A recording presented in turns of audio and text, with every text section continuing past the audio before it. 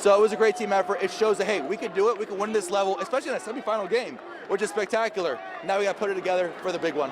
Man, they're a great team. I was watching the game last night. They're a great team. It's going to be a hard one, especially being at their home place. So we just got to have a great week of practice to put ourselves in the best position. It doesn't really mean too much if we don't finish it how we want to finish it.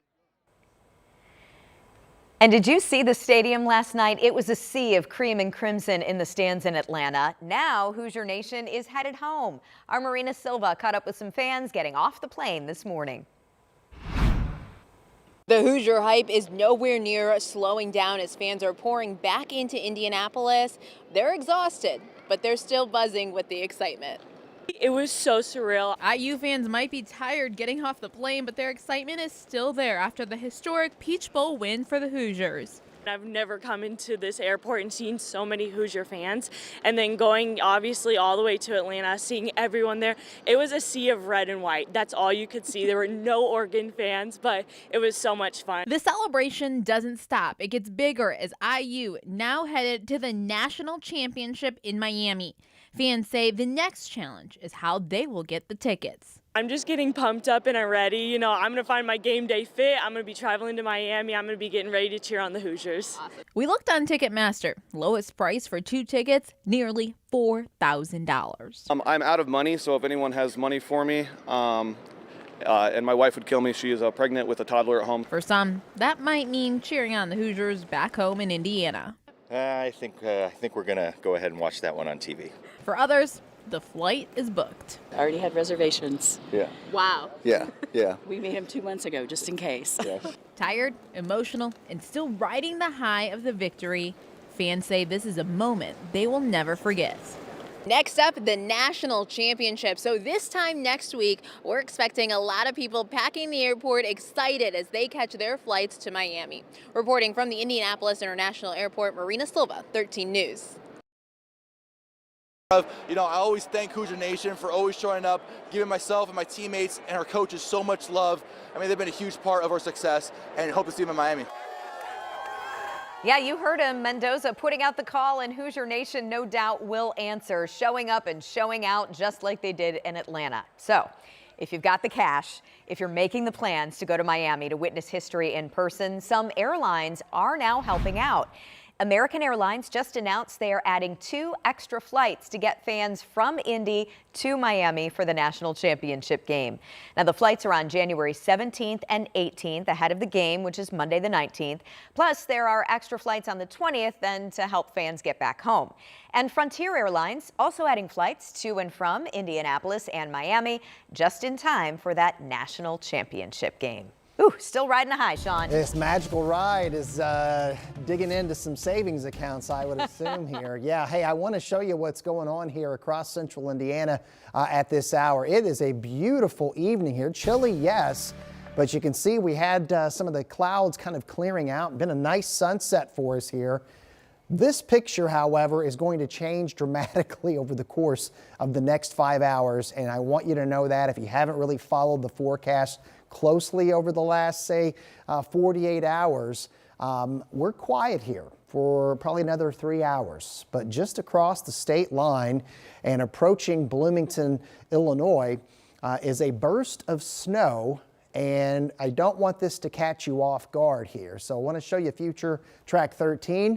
It reaches the Illinois border around 9 o'clock, and it should be in the metro area before midnight. It'll take a little longer to get on the eastern side of the state. This is just the beginning. After it passes by, we'll have at times scattered to numerous snow showers that will vary from light to some, decent burst.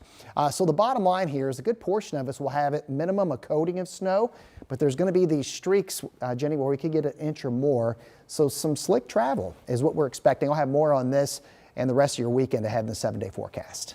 All right, sounds good. We'll see you then, Sean. Thank you. 3 people are under arrest tonight after investigators say a party in Lawrence led to gunfire and 2 police chases.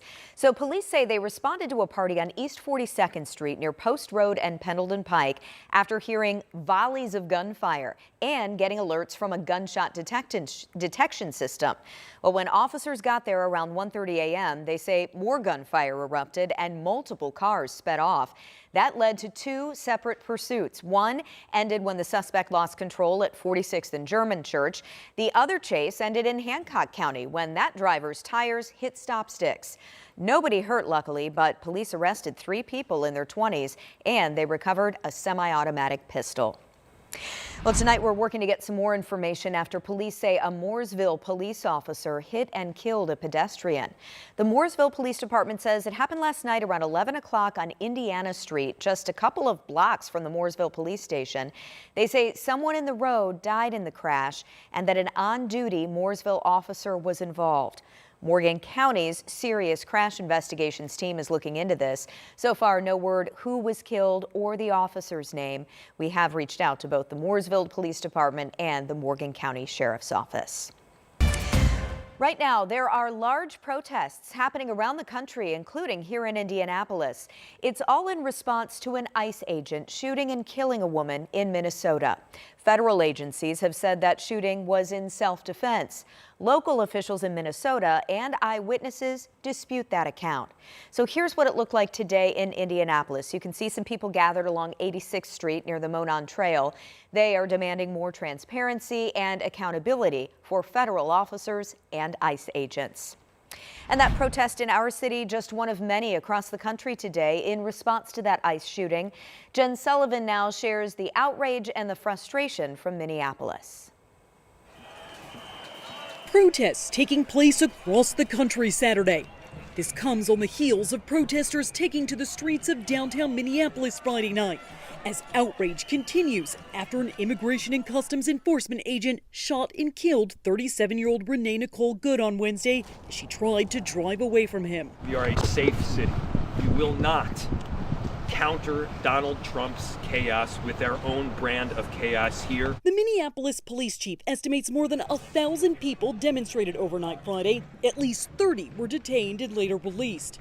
Largely peaceful, mainly a noise protest that was occurring. The protests are in part in response to the ICE agent shooting and killing Good, which was captured on this cell phone video. No! Shame! The agent shoots, killing Good, who was driving. But this cell phone video, released 2 days later and taken by the ICE agent, shows a different angle.